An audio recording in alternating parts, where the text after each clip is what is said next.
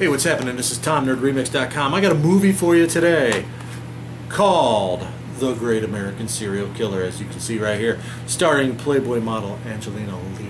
I reviewed her in Blood of Oma, and I've chatted with her a few times via social media. Very nice girl, very attractive girl. The Great American Serial Killer is written and directed by a man named Satan Matthew, and it's kind of a cool movie. It just stars Todd Servo as Robert Kemp, serial killer.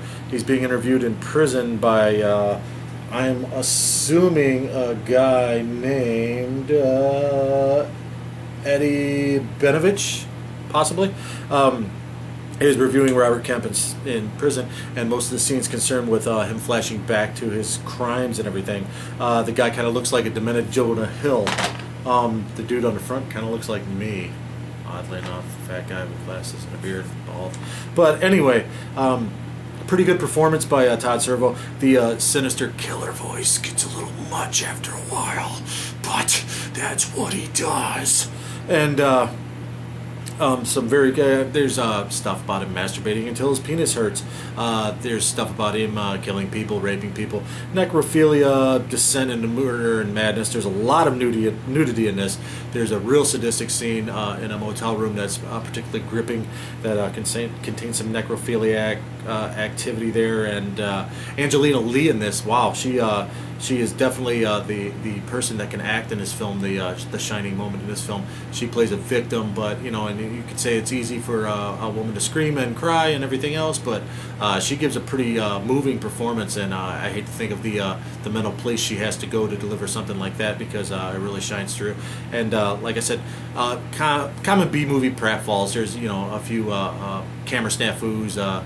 The audio is a little bit uneven at times, and the acting is not the greatest in some aspects, but definitely an interesting film. I kind of like the bent with the guy interviewing the serial killer and everything being told in flashback, which is kind of cool. Kind of a cool prison set. Not entirely believable that it was a maximum security prison cell, but it really, the old decrepit look kind of really set the tone for the film. So kudos to Mr. St. Matthew on that.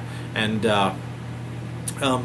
actually got kind of a gripping film. I mean, it's definitely low budget, and like I said, definitely you have the pratfalls of that, but an interesting take on the serial killer thing. I kind of enjoyed it, and it's a good movie to have a few drinks to. Check it out, and you can see some sadistic shit, some violence, some gore, and plenty of gorgeous women taking their clothes off, even though it's in situations that you might not really consider titillating, because I certainly didn't. And like I said, a very convincing performance by Angelina Lee.